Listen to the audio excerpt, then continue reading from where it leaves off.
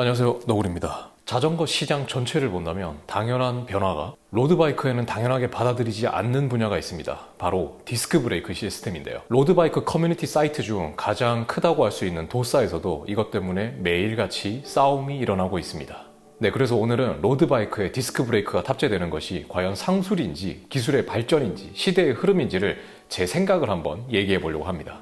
네, 얘기를 풀기 전에 말씀드리지만 이 영상은 제 개인적인 주관적인 생각을 얘기하는 거고요. 다음 영상으로 디스크 브레이크의 장점과 단점 그리고 림 브레이크의 장단점도 한번 풀어보려고 합니다. 네, 저는 2년이 넘는 시간 동안 림 브레이크를 열심히 타왔고요. 그리고 최근에 제가 시승을 거치면서 아주 많은 자전거들, 디스크 브레이크를 장착한 많은 자전거를 타왔기 때문에 어느 정도 이런 얘기를 할 정도의 수준은 된다고 생각할 수 있을 것 같아요. 네, 먼저 제 개인적인 생각은 상술이 맞습니다. 그 얘기를 풀기 전에 간단하게 디스크 브레이크가 혹시나 뭔지 잘 모르시는 분들을 위해서 디스크 브레이크에 대해서 간단하게 얘기를 해보자면, 네, 보통 지금 나오는 MTB 자전거 같은 경우에는 모든 자전거들이 다 디스크 브레이크를 장착하고 있고요. 이 디스크 브레이크는 자동차에 장착되는 브레이킹 시스템과 거의 동일한 방법을 쓰고 있다고 보시면 됩니다. 강력한 제동력과 전천후성으로 거의 MTB에서는 이제 선택이 아닌 필수로 자리 잡게 됐고요. 네, 그렇다면 이 성능이 좋은 디스크 브레이크가 왜 로드바이크에서는 논란이 되고 있을까요? 네, 현재 로드바이크의 시장은 전 세계로 봤을 때 디스크 브레이크가 거의 주력으로 자리를 잡고 있고,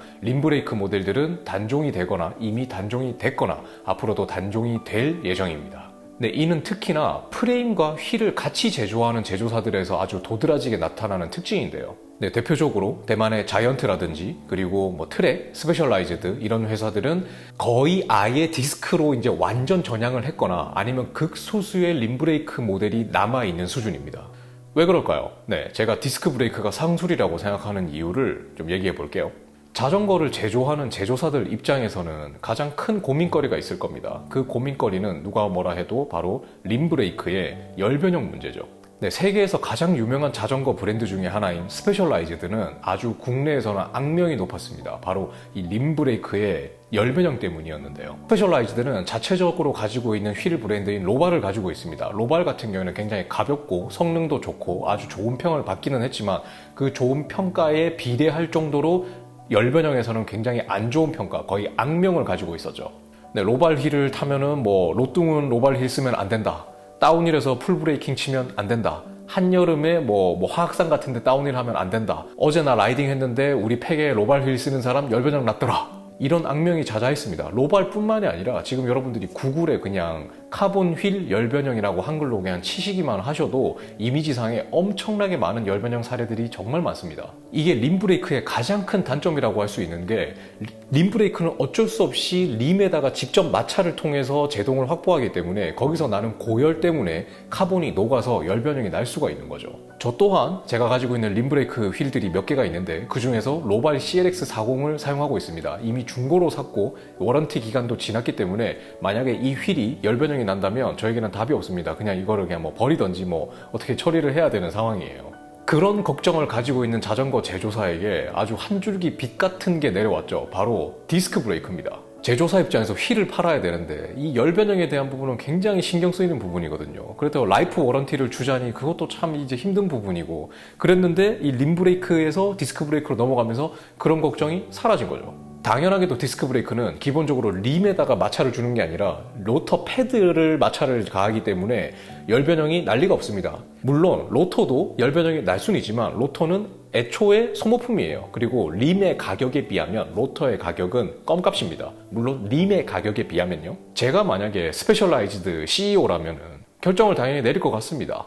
디스크 브레이크의 장점을 어필하고 그걸로 마케팅을 써서 디스크의 세상으로 바꾸는 게 열변형이 난 휠들을 AS 처리해 주는 것보다 훨씬 더 비용이 적게 들 거라고 판단을 할 것 같아요. 중장기적인 비전을 봐도 당연한 거겠죠. 로발 휠이 열변형에 좋지 않다라는 기업 이미지의 타격도 당연히 없어질 테고요. 네, 물론 시대의 흐름이고 제동력이고 이런 걸 다 떠나서 이제 로드바이크에도 디스크 브레이크의 시대가 이미 왔습니다. 또한 제조사 입장에서도 디스크 브레이크가 더 브레이킹이 잘 잡혀요. 비 오는 날이나 이런 환경에서도 브레이킹이 잘 잡히기 때문에 훨씬 더 안전해요 라고 마케팅을 하고 주장을 해야 앞으로 생길 수 있는 판매에 있어서 훨씬 더 안정적으로 팔 수가 있겠죠. 괜히 팔아서 문제가 되는 것보다 더 안정적인 마케팅을 할 수가 있는 거겠죠.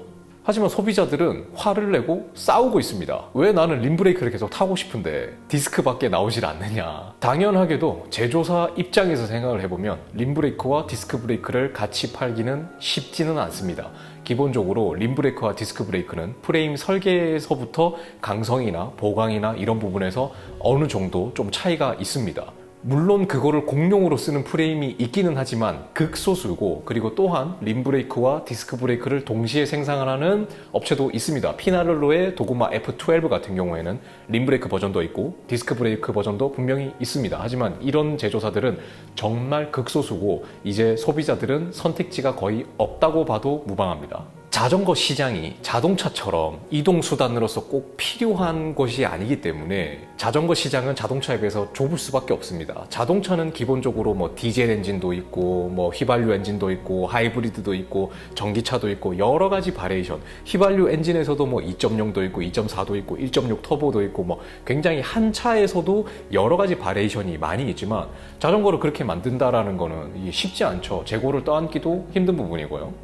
그렇기 때문에 제조사 입장에서는 그냥 디스크 브레이크의 장점과 기술과 이런 모든 것들을 그냥 마케팅하고 광고하고 서로 협동해가지고 마케팅을 하면 그 문제가 다 사라지는 거기 때문에 앞으로 디스크의 세상이 더욱더 굳어질 가능성은 매우 클 수밖에 없습니다. 그렇게 제조사들은 부각을 시키고 있고 실제로 그렇게 되고 있어요, 이미. 저도 개인적으로 당연히 선택지가 남아있었으면 합니다. 초경량인 림브레이크 버전도 남아있고 제동력이 충분한 디스크 브레이크도 남아있기를 바라요.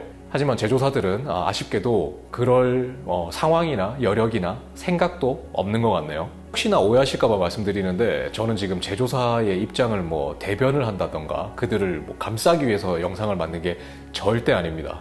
그리고 저는 디스크 브레이크를 그렇게 반대하는 입장은 아니에요. 하지만 지금 디스크 브레이크로 넘어가는 과도기라는 것은 인정할 수밖에 없습니다. 저는 지금 로드바이크에 장착되어 있는 디스크 브레이크 시스템이 로드바이크 전용으로 개발된 것이라고 생각하기는 조금 힘들다고 생각합니다. 기본적으로 무게나 형태도 그렇고 MTB에서 사용되던 것을 조금 개조해서 로드바이크에 달아놓은 게 아닌가라는 생각을 해요. 때문에 시간이 지나면 조금 더 뭐 경량에 소형화돼서 로드바이크에 좀 더 맞는 형태가 개발이 되지 않을까 싶어요. 뭐 예를 들어서 뭐 무게를 가볍게 하기 위해서는 로터 같은 거를 뭐 카본으로 만들 수도 있고 여러 가지 방법들이 고안이 되겠죠. 그리고 프레임 자체도 무겁기 때문에 제조사들은 그거를 해결하기 위해서 많은 아이디어를 낼 거예요. 지금까지도 그래 왔기 때문에 앞으로도 그럴 거겠죠.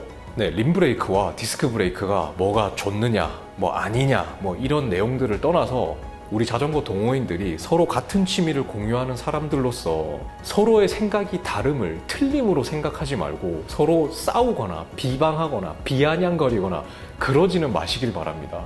네, 그래서 오늘의 결론은 제가 개인적으로 생각할 때는 디스크 브레이크로 넘어가는 것은 자전거 제조사들의 어느 정도의 상술은 맞다고 저는 생각을 합니다. 더욱더 안전하고 편하게 마케팅을 하고 제품에 대한 AS나 QC를 더 편하게 할 수 있는 방법이 있는데 그 방법을 택하는 것은 자본주의 세상에서 뭐 당연한 일이라고 봐야 되겠죠. 하지만 최소한 그래도 좀 어떤 제조사들은 이런 좀 선택지를 좀 유지해 줬으면 참 좋지 않을까라는 생각을 합니다. 림브레이크가 지금까지 해왔던 유지됐던 이 시간이 몇 년입니까? 뭐 그냥 뭐 1, 2년 동안 림브레이크의 이 유지가 됐던 게 아닌데 정말 무슨 이렇게 파전 그냥 뒷면 뒤집듯이 어느 아침에 진짜 1, 2년 만에 세상이 바뀌는 것 같아요. 물론 이 꽤 오랜 시간 동안 변화가 돼 왔지만은 지금 제가 체감적으로 느끼는 거는 정말 작년하고 올해 이 두 해 동안 그냥 이게 세상이 바뀌고 있는 게 느껴져요. 네, 그래서 그렇게 되기는 힘들겠지만 좀 선택지가 있었으면 하는 좀 개인적인 바람은 있고요.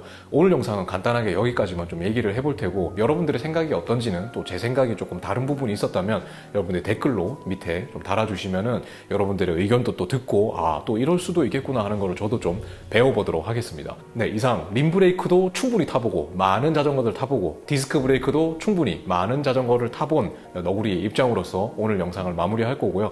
이 다음 영상은 제가 개인적으로 진짜 많이 타보면서 림브레이크의 장단점 그리고 디스크 브레이크의 장단점을 한번 기술해보는 영상을 만들어 보도록 하겠습니다. 네, 오늘 영상이 조금이나마 볼만했다면 구독과 좋아요 부탁드리고요. 네, 저는 다음 영상에 또 찾아뵙겠습니다.